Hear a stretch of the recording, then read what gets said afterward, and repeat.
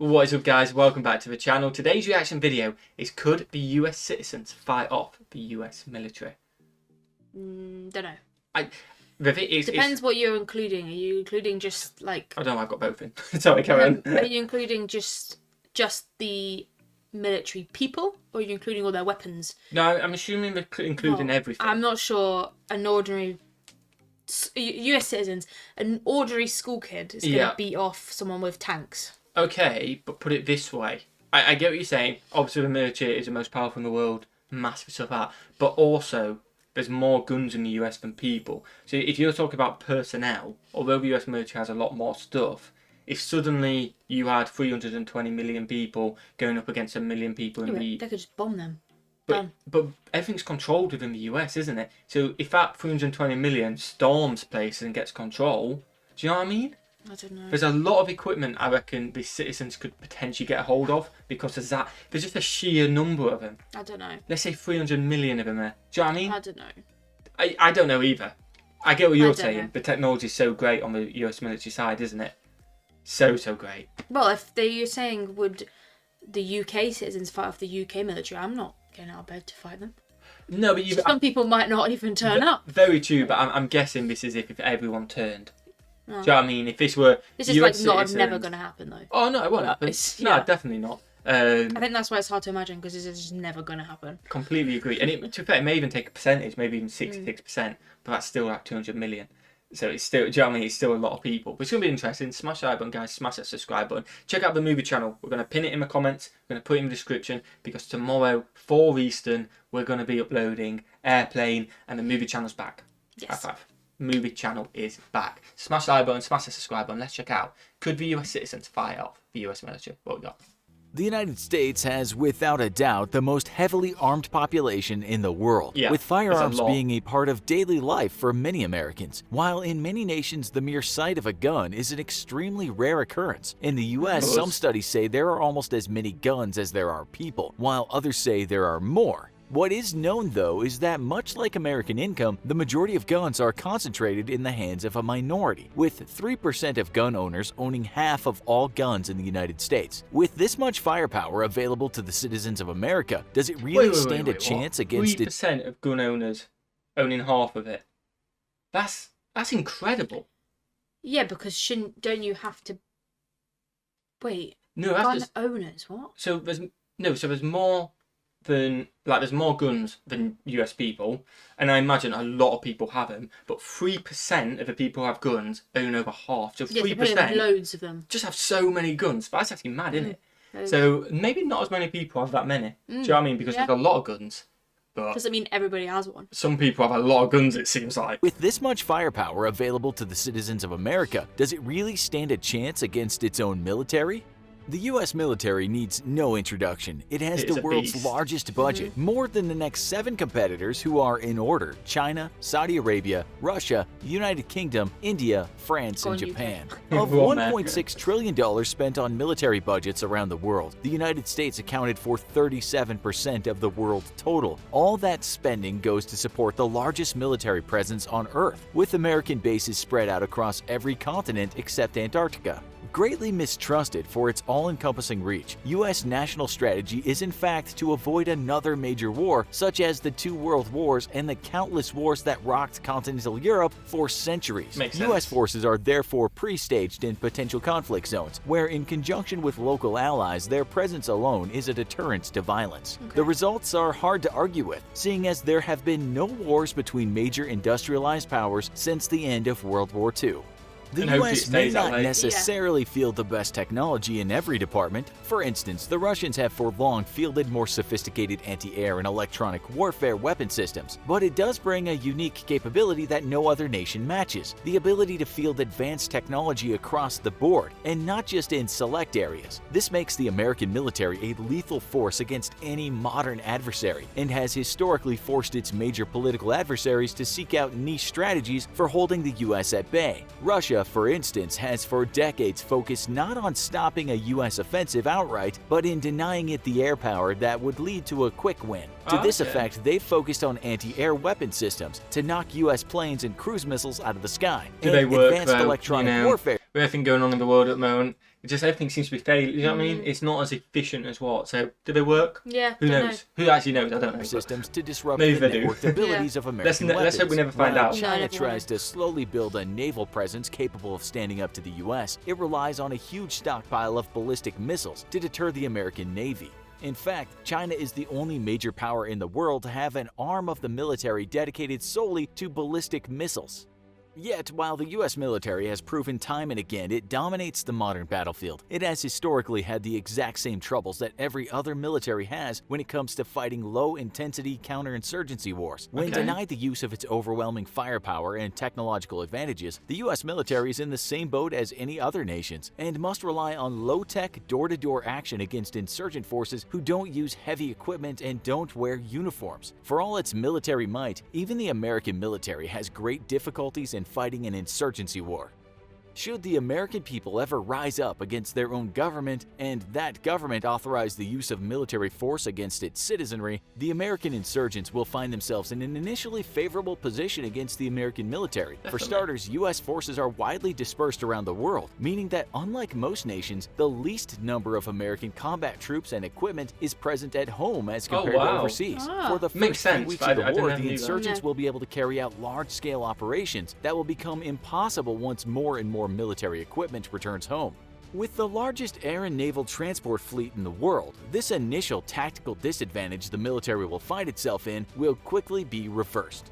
American insurgents could think themselves safe from major retaliation, seeing as no country ever truly wants to destroy its own infrastructure just to defeat an insurgency. Like, if you're president and you're like, all right, we've got to bomb them or something like that, you just, what is going to be left of your country if you were just to bomb it all? Do you know what I mean? Yeah, makes sense. You'll be picking up infrastructure gone, economy ruined and stuff like that. You don't want that, do you? You don't want to do that. So that must be pretty hard to even pull the plug on that. Let alone the world's richest nation, whose cities, highways, railways, and ports are all vital arteries of global trade. Yet one of the U.S. military's major tactical advantages against foreign adversaries will prove just as deadly effective against an insurgency. Smart weapons were first developed to take out pieces of Soviet hardware from afar with pinpoint accuracy. The ability to strike a specific target from hundreds of miles away was a major technological offset, and a capability that Cold War Soviet military planners greatly feared. An inventory of networked American bombs and weapon systems could decimate entire troop formations and camouflaged artillery positions with ease, while Soviet planes would have to rely on traditional and very inaccurate gravity bombs and unguided rockets to strike back with. Smart weapons eventually spread around the world, but to date, no other nation has as large a stockpile or integration as the US, with the ability to strike at... Not surprised. They always have the most. So. Yeah. But that is quite a mad thing, isn't it? Because like say the Cold War, you're talking the 80s, the 90s, that was a new thing. Yeah. Where we just take for granted, like, of course it's a guided missile. Do you know what I mean? I get it, yeah. Because we've only grown up with guided yeah. missiles. Again, they are mad though. The fact that it can lock on and all is mind blowing. But it was never like, oh, you got to fear them because no one else has them. Yeah. It was always, oh, everyone's gone. Yeah, we all have them. Because we were born in '99, so by the time... What were we scared about? Well, not scared, but by the time we got there, everyone pretty much had them, didn't they? Yeah, so by the time we were born, yeah. Well, by the time we were old enough to remember, they at are, least. yeah. Pinpoint targets and avoid collateral damage, American insurgents will quickly find themselves prey, even in the heart of major cities.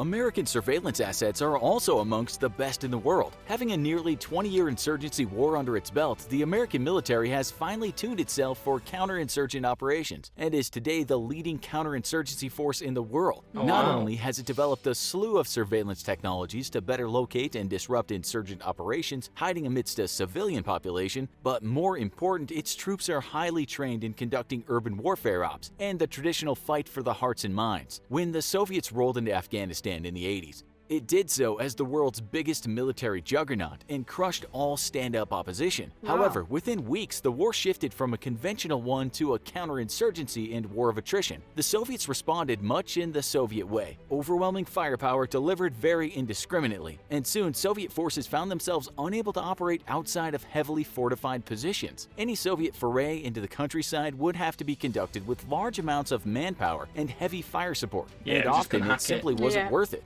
The Americans, on the other hand, initially did much as the Soviets, wiping out major military opposition within a matter of weeks with overwhelming firepower. However, it was here that they showed a better aptitude for fighting an asymmetrical war against a non-conventional foe. Wherever American firepower went, it was followed by major civil relief programs with a focus on building infrastructure and restoring, if not improving, the lives of the civilian population. Wow. I didn't know Very that. quickly, a complex system of diplomatic agreements and alliances arose between U.S. forces and the dozen of disparate groups who all claimed some piece of Iraq or Afghanistan for themselves.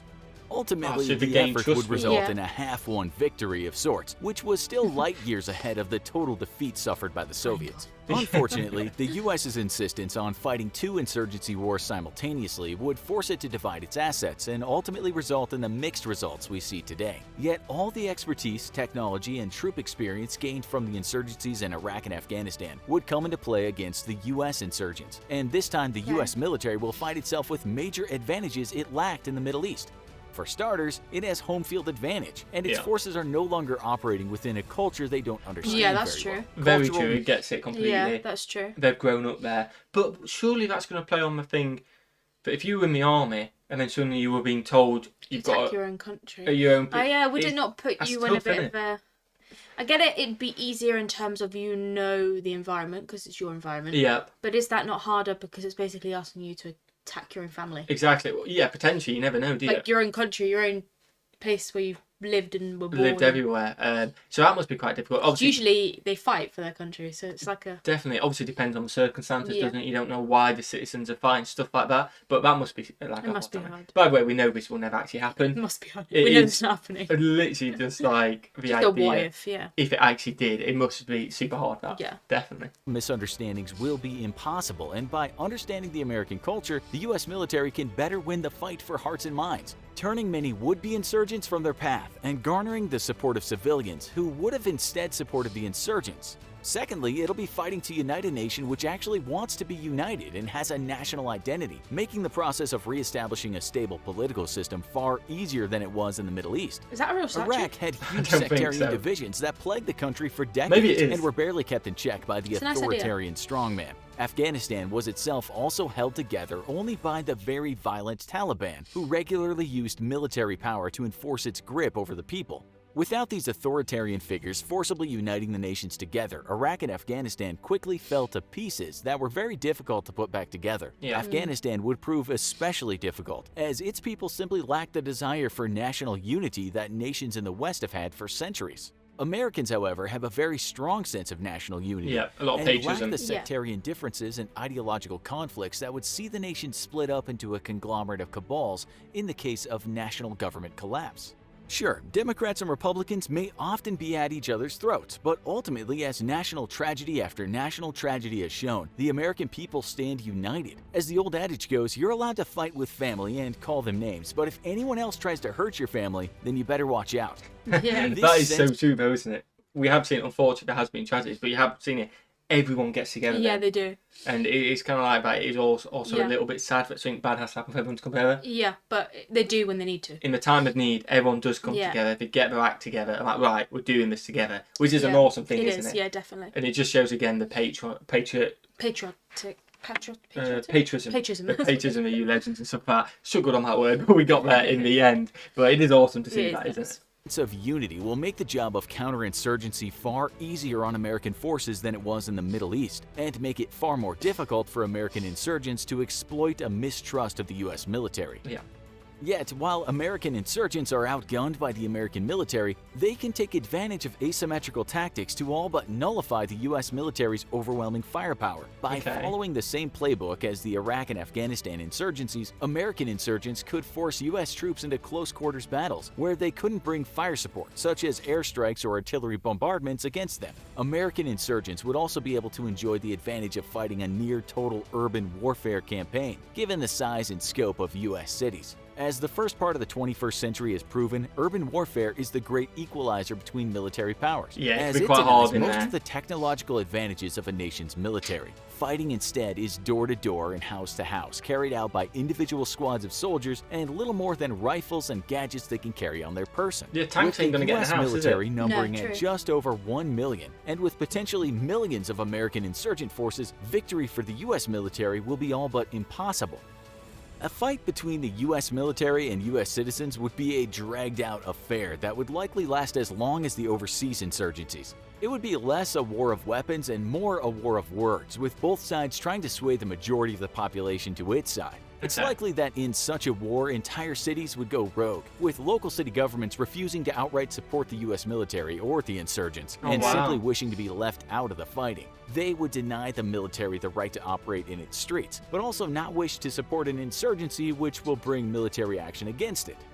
Despite the huge That glut makes of sense. guns Just a available neutral to American state. citizens, the truth is that there'd be no major resupply effort courtesy of an outside power. In the Middle East, Afghani and Iraqi insurgents were kept well supplied by Iran, Russia, China, and Pakistan, amongst other actors, and trade routes into war zones often went through Pakistan, who refused to allow US forces to operate inside its borders and Oh, shut wow. them down. In an American insurgency, however, there would be no neighboring power to supply the American insurgents, They'd and run the out major eventually. trade Yeah. routes into the US through which arms supplied by a foreign power could enter would all be very easily monitored and shut down by the US military. Within a year or two of heavy fighting, the American insurgency would find itself very low on ammo and very low on usable equipment. Yet the war would take a huge toll on the American economy as well, Yeah. which Oh, would yeah, in turn massive. directly Yeah, it affect would the be. budget of the US military. With major parts of the economy disrupted by fighting or sabotage, the US military budget would rapidly shrink, and it would no longer budget be able to $1. afford to operate its vast fleets of modern equipment.